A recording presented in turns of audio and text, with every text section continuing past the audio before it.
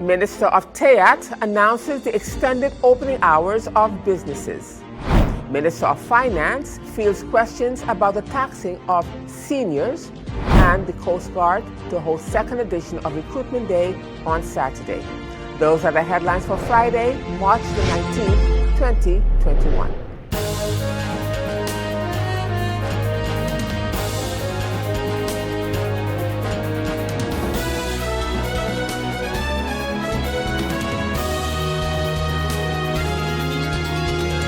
Good evening, viewers. This is SXM Daily News, and I'm Valerie from Clinton. And as usual, we have a full newscast for you for this evening, so let's get started. In our first story, if you are interested in becoming a Coast Guard officer, here is your opportunity. The Dutch Caribbean Coast Guard will be holding the second edition of their Recruitment Day. The job fair is scheduled to take place on Saturday, which is tomorrow, March the 20th, and it is open to both young men and young women with a high school diploma. It will be held at the Coast Guard station in Simpson Bay, starting at 10 a.m. The communications officer of the law enforcement organization, Shalik Clément, spoke to the Voice of St. Martin's news department. We have a very beautiful organization. The Dutch Caribbean Coast Guard is a very beautiful organization to work for. So that's one of the reasons for the youngsters to come and work for us. Besides that, you can develop yourself mentally, physically, learn a lot, and you work for your island to defend your island and protect your island from criminal activities. So that is also a reason to work for the Coast Guard and help us to terminate all criminal activities on sea, at sea. You're now looking forward to hosting a recruitment drive. When exactly will that take place and where? This will be our second recruitment day. We had a recruitment day in 2019.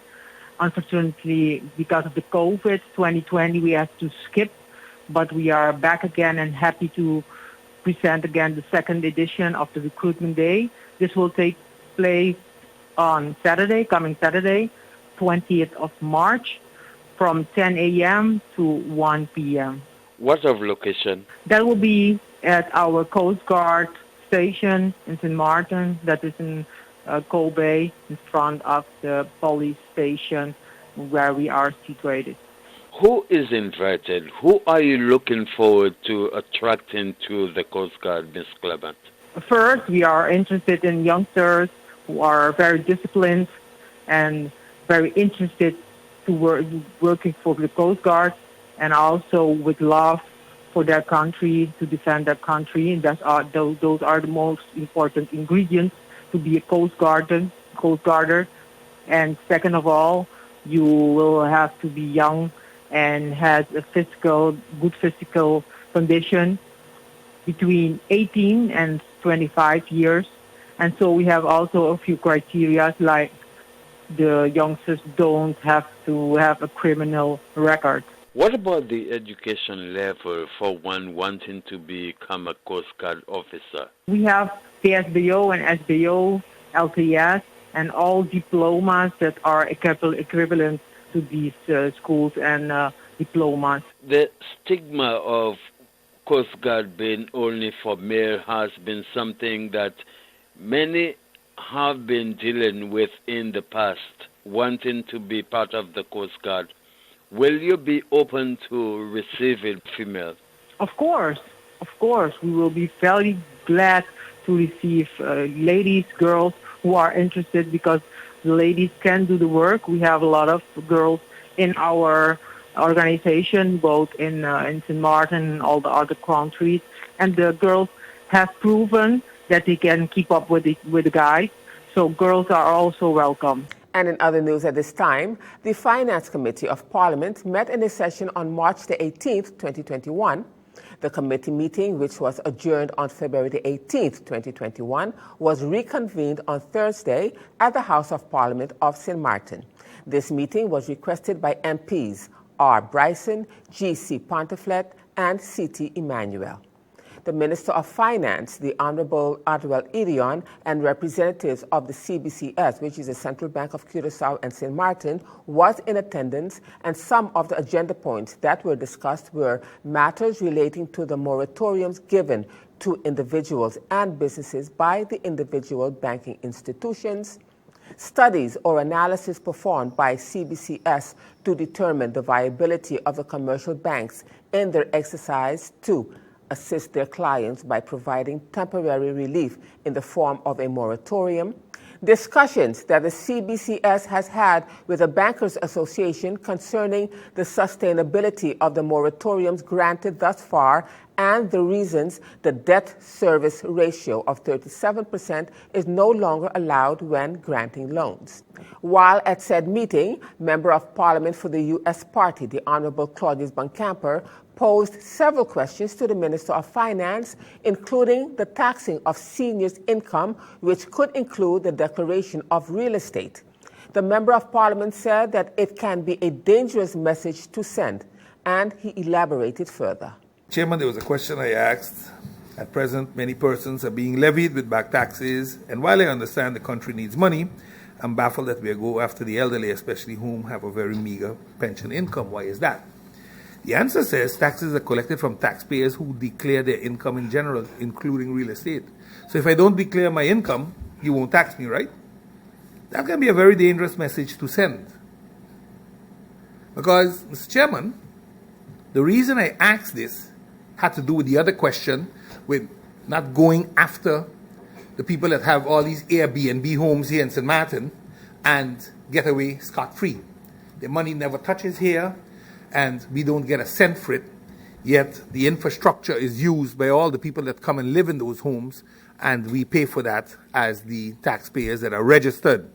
Nevertheless, I am happy with the honest answer, because at least we know that we are being targeted, because that's what it is, because we are registered. And I think we will come down later on when we get into the budget of 2021 to discuss exactly how this is going to work for those that are not paying a dime on this island, yet are taking a lot of wealth of this island away. Mr. Chairman, there was also another question that I asked about sharing information, that the tax office shares information with entities like the Chamber of Commerce, SZV. We heard it in the presentation of the Chamber of Commerce that a one source of truth is not available on this island. So if you really want information of somebody, there is no place you can go to get it exactly. And maybe because the law doesn't allow the tax office to give any information, maybe we can create an inkijk-functie, where, for example, Koki can look into the tax office to see if somebody has a crib number, to state that it should be the other way around. The people should be working with the tax office. When you have 60 vacancies and the tax office doesn't even go out to do any work because they don't have personnel, that's not the way of doing business right now, because we ain't going to go no place. And then the Minister of Finance responded to the MP's questions and started with a single source of truth, which he mentioned with the presentation of the Chamber of Commerce. The minister said that he also agrees with the concept. And some of the statements from MP Boncamper, I will start first with the single source of truth that he mentioned from the presentation, I believe, of the Chamber. And I also agree with that concept. And the ministry has been working on this already, actually even on the government end, but even from the Ministry of Finance, we've been working now on minimizing the amount of systems that we have within government. So we have at least, I believe, 10 alone within finance at the very least. And we have already published our tour. We've had companies already bid, so we could minimize these systems to come to one system. I've also had a meeting with the Chamber, SFE, also, on the systems that they use, and that we could come to one system possibly, or at least have a system that communicates with each other, and not a system that what we currently have now that we cannot see within. I don't necessarily agree that, let's say, the Chamber should have the INZIC. I believe that government, at least, and maybe even SFE, should have a certain level of INZIC. and the chamber then maybe has insight to very specific things that they need, but not to the tax information and so forth and how much you owe and so forth. But I do believe that having a system in place where, for example, where if you go to SFV, as if you could say, hey, before we made this, you owe government this, or you have issues with government here and so forth, and the government for sure can see the insight of all the insight of all the other entities. So that discussion is already ongoing. SFV is built on the same system the government has chosen for e-government. I know even in discussions said that GB should also be included, because at the end of the day, that's another big institution where a lot of data is stored in terms of location, where you live, and so forth. So I see the big four being GB, SFV, Chamber, and the government.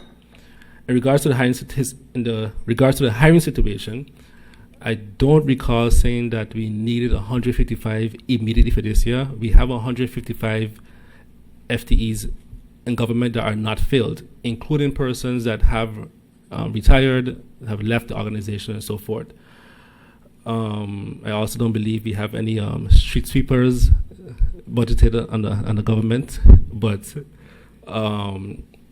what we have done from Ministry of Finance is look at the realistic possibility of hiring. So, for example, in the budget 2021, if you look at the past years, for example, I would say that in the past we have inflated the budget a number of years because we would put vacancies on the budget and not hire. So then in areas where we could have maybe put money in where we have to spend, for example, in marketing or infrastructure and so forth, is that you can't get enough budget there because you put so much in personnel where you then minimize the amount you can spend in operations. What we have done now in the finance is look at a realistic opportunity of hiring. So we've now, I believe, gone down to possibly maybe 50 in the whole ministry. But not only 50, we've also limited to the amount of months. So let's say you normally get budgeted for about 12 months. We say, okay, in this ministry, we don't see the realistic opportunity for this individual to come into government within the next 6 months. We only budget them for 3 months because that's when they're going to come in. So that you have more money budgeted for the other areas in government. And in this health-related item, on Thursday, March the 18th, 2021, the Parliament of St. Martin unanimously approved the National Ordinance to amend the National Ordinance Public Health incorporating the Regulation 2019 (NCOV). The Public Health Ordinance has been in effect as of July 2018 and, amongst other topics, aims to provide a set of measures to protect the public health against infectious diseases in line with the international health regulations. At the end of 2019, a new disease was discovered in Wuhan, China, which ultimately led to the current COVID-19 pandemic. COVID-19 hit the shores of St. Martin in early 2020. To protect the population of St. Martin, in January 2020, the decision to issue an urgent ministerial regulation to classify COVID-19 as a disease of Category A, which enabled a set of measures to be issued, or to be used rather, defined in the Public Health Ordinance, was made. The Public Health Ordinance provides the option to include emerging diseases by means of a ministerial regulation to enable the country to adequately and timely respond to the threat of a new disease. Minister Panafleck hereby informs the community at large that the Public Health Ordinance is essential to protect the health of our population and our economy. And still to come, Prime Minister and Minister of Health fields questions about the different COVID-19 vaccines. I'll have the details to that story and much more when SXM Daily News returns.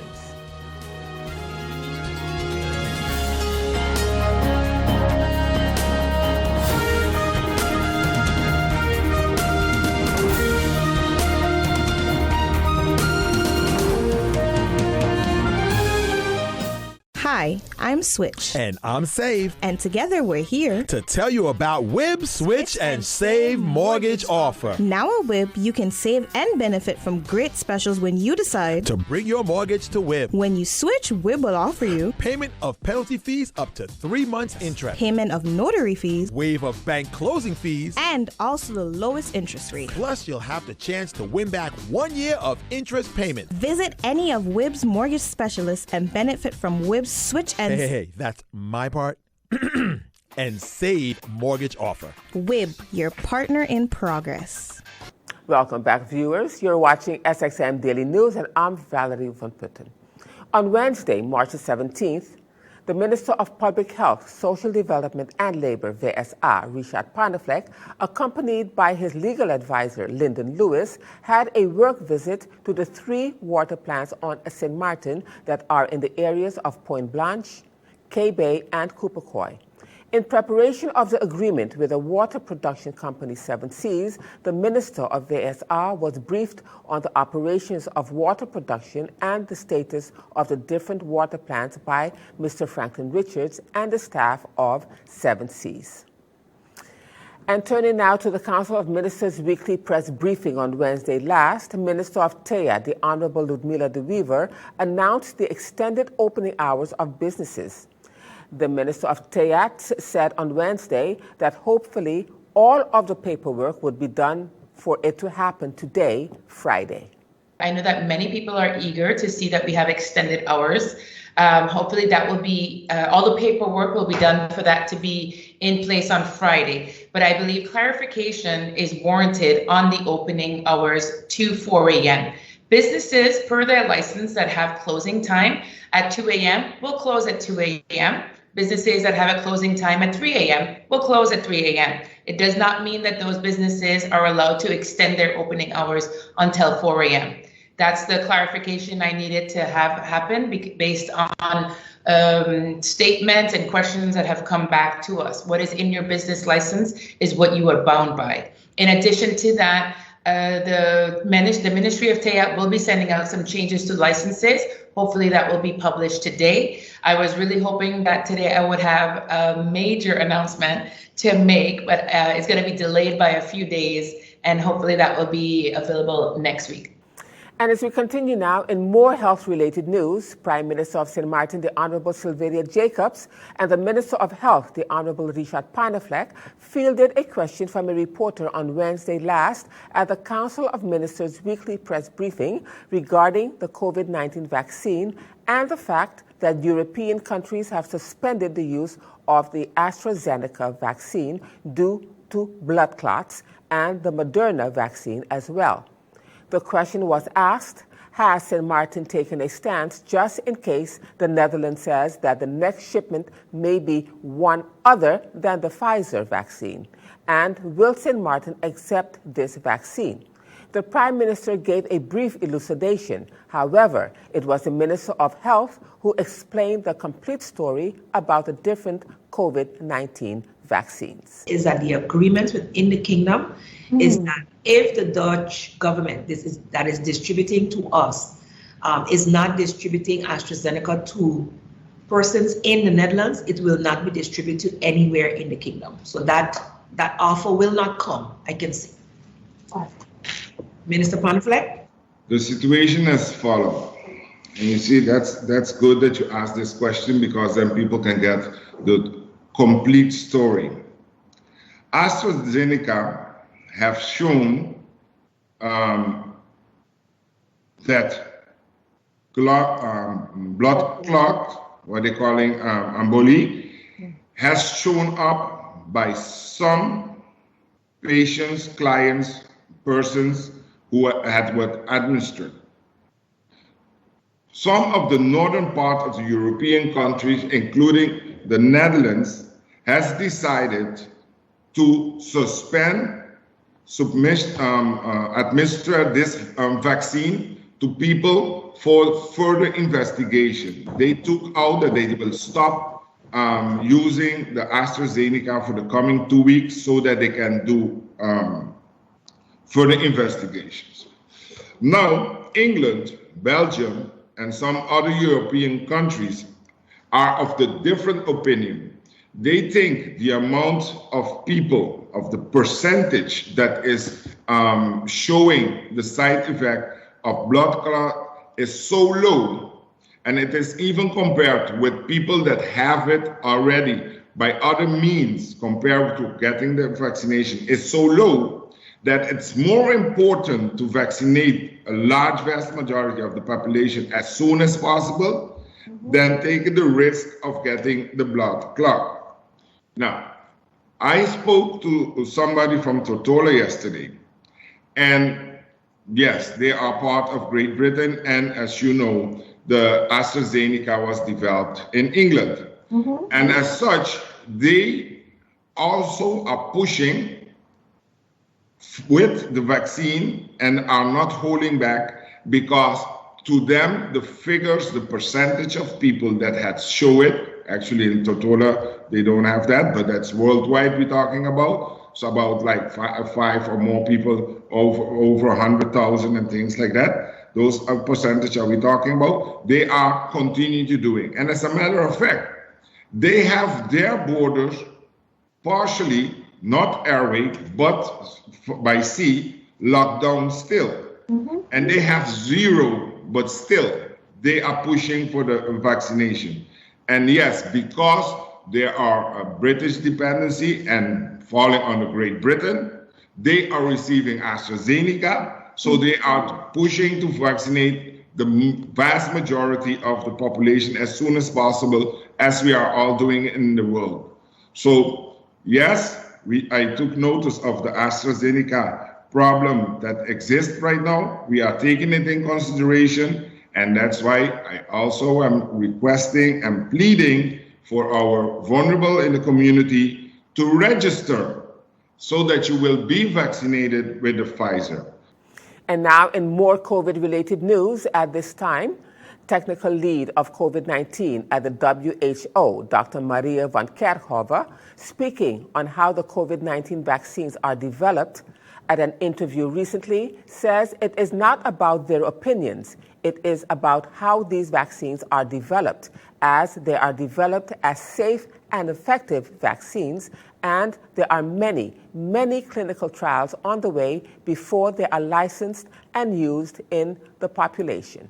I think, first of all, our opinions. It's not about Mike and my opinions on this. It's about, how vaccines are developed. They're developed as safe and effective vaccines. There are many, many clinical trials that are underway before they are licensed, before they are used in populations.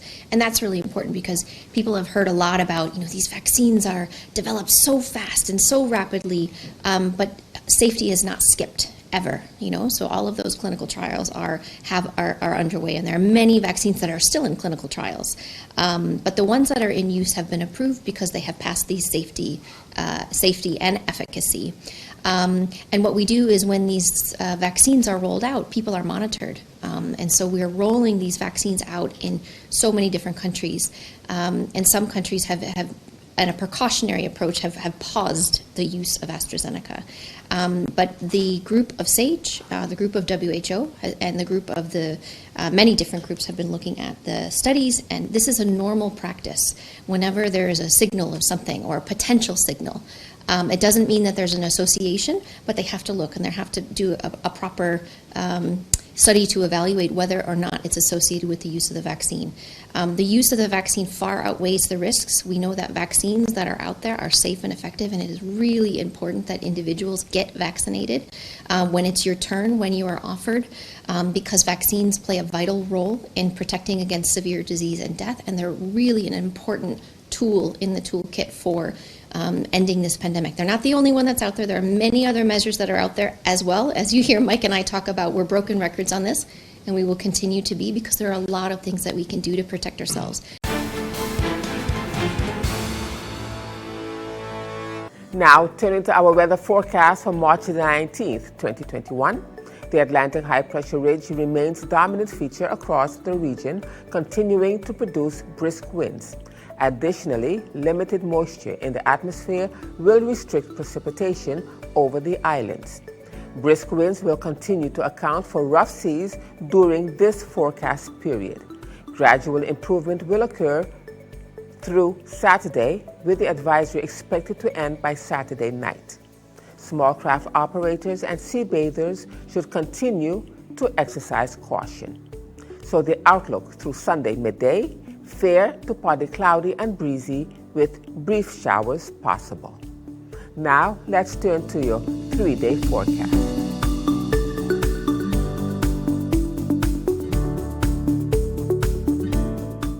And still to come, Tailem Group technicians to carry out maintenance works in the Cahill area on Saturday. And I'll have the details to that story when SXM Daily News returns.